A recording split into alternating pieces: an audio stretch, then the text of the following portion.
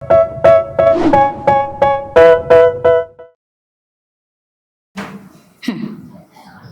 everyone, I am Dr. Renuwala Raut, gynecologist and infertility specialist.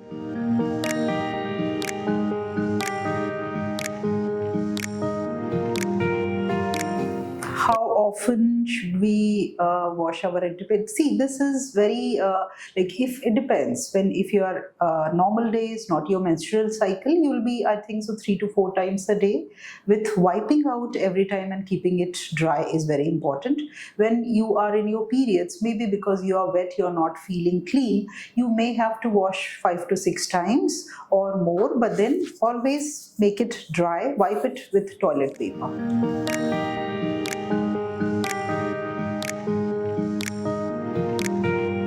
Using soap which has very mild or non-scented can be used, but best is to use only water and no soap.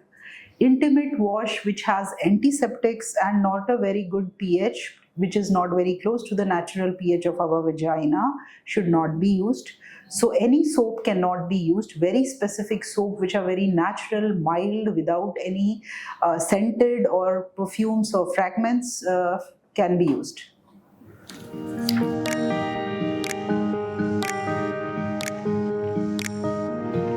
Bad odor in your vaginal secretion. Females do have they feel my panties are smelling or my body smells because of the vaginal secretion. So vaginal secretion giving you a smell is the earliest sign of an underlying infection. Depending upon the secretion, the type of infection you are having, the smell may be fishy, which is like bacterial vaginosis, a very common infection. So whenever there is a smell, it tells you that you are infected. So you have to take care or walk to the gynec.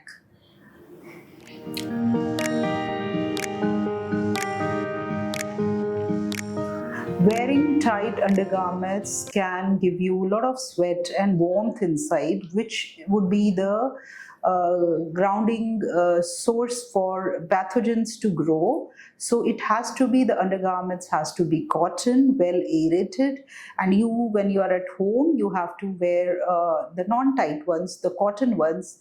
Also, we say undergarment free at night can give you good aeration around your vagina and keep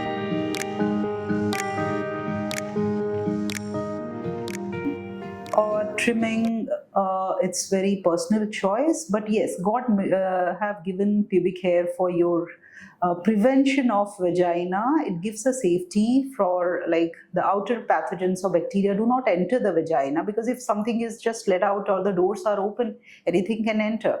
But then if to feel clean, you can trim them, not to shave, not to use a razor, and better not to touch the skin or root it out from the skin, but use a trimmer. And if you have short amount of hair left down, that's probably okay, because that will protect also and will not give you skin infection. Yes, wet wipes or intimate washes are fragmented, and they have scents, they have perfumes in them to make you feel good, and they cause irritation to the skin. So rather than using wet wipes, toilet papers, which is very soft, which is wet and non-perfumed, can be used. And intimate washes also, you have to particularly check they are not having antiseptics, which will kill your healthy bacteria. And weekly, once or twice, if you feel not to feel good, if you're not using soap, then can be used.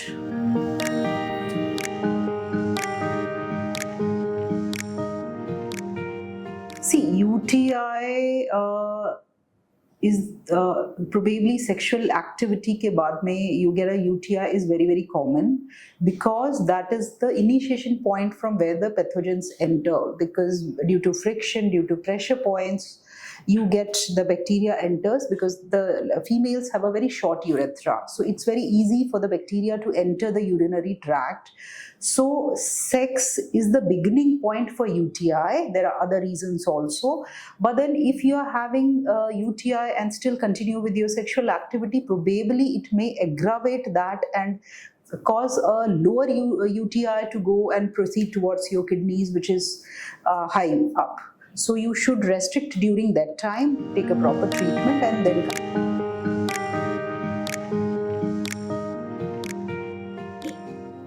yes, the physiological discharge, the vaginal discharge, which is physiological, is also present, which is more immediately before you get periods, before during your ovulation period, you are about to get your periods. So this, and during sexual activity, during pregnancy also, the discharge, because of the hormonal changes, these times the vaginal discharge is a normal phenomena. You should not panic. But yes, any discharge which is excessive in amount, which is making your undergarments wet, which is giving you a wet feeling, which is having smell, burning, irritation, itching, is not normal.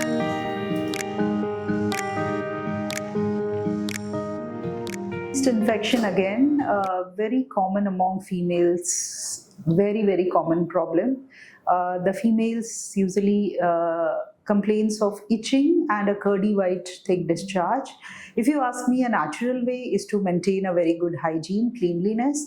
So wash yourself before and after sexual activity and pass urine. Definitely better to use contraceptive methods while having a sexual intercourse, and also the natural methods will be take adequate water, take a lot of curd, which is a probiotic which prevents bacterial infection and keeps the amount of lactobacilli in your vagina high, so that you are not getting the infection.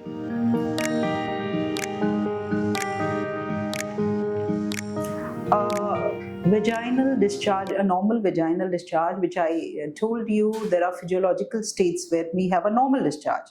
But any discharge which is excessive in amount, which is making your undergarments wet, which is giving you itching, burning, irritation, pain while having sexual intercourse, or frequency of urination, smell, these are abnormal discharge signs, and that means there is an infection.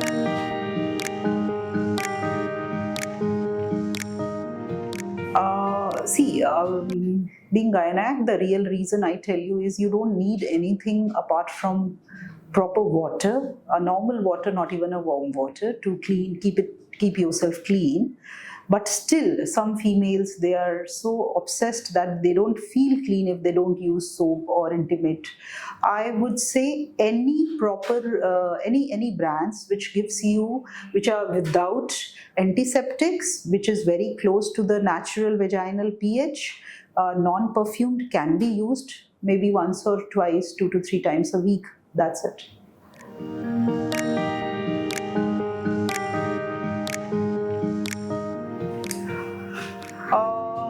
Sanitary pad, whenever, like, it depends on the days, some females present, like first day there is scanty flow, and second and third day is heavy flow, followed by fourth, fifth day when it gets more lessened.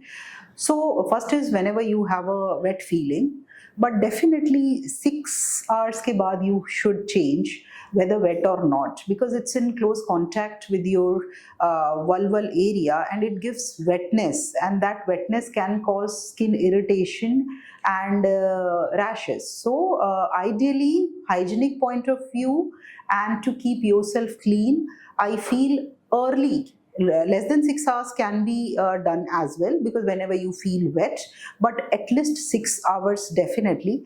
With the usage of tampons, you have to maintain a very good hygiene. Like, there are young girls which are using tampons, you have to be, they are college goers, they go to the college 7 a.m. and then come back and remove, being at home in the evening. So those long hours can give rise to serious infection, like with the tampon, toxic sock syndrome. So girls have to be told and informed before they choose the tampon option for using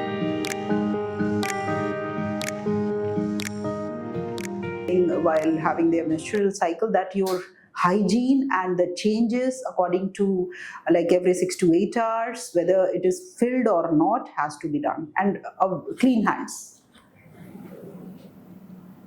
Can I get pregnant during my periods? See, pregnancy during periods, now this can be, we have to discuss a little bit about the ovulation cycle. The normal menstrual cycle, may the day 10th to day 17th is the active ovulation period, but then any female who's not having a normal menstrual cycle of 25 to 35 days, or these days the youngsters are many a times using emergency contraceptive pill, in which after the emergency contraceptive pill there is a withdrawal bleeding that may happen 7 days, 10 days after you have taken that. So you may get spotting or a prolonged flow for 10 days, prolonged flow for 15, 20 days, which is not a normal menstrual cycle. In that time, randomly you may ovulate even with spotting. So don't get confused. Generally, if you ask me, yeah, 95%, if it is you have a regular menstrual cycle, you are not under hormonal medication, and you have a regular cycle of 28, 35 days, anything between, and you are menstruating regularly, then definitely 95% sex during periods do not cause pregnancy. But because you are under periods, you have low immunity, for your hygienic point of view, you should avoid sexual activity during your periods. It may just not because of pregnancy fear, but in other circumstances, when the period is not natural cycle, it may lead to pregnancy accidentally.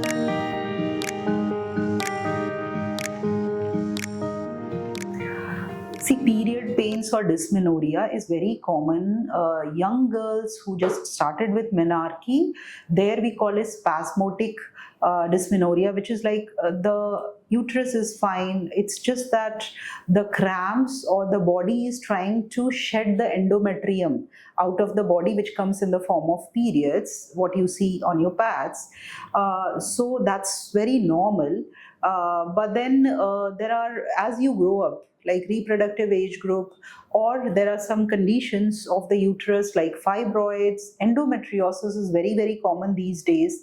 Even PCOD, where you don't have a regular cycle and cycles are coming at a gap, the next cycle can be, it can be painful. So fibroids, endometriosis, endometrial hyperplasia, endometrial polyp, all these things also can give you period pain. So if it is too much unbearable, you have already consulted the doctor that nothing is there, I think so you should not take any period pains lightly. But after 1 or 2 cycles, you should visit a doctor, get checked whether you need to worry on this, and then according to your doctor's suggestion, go ahead with.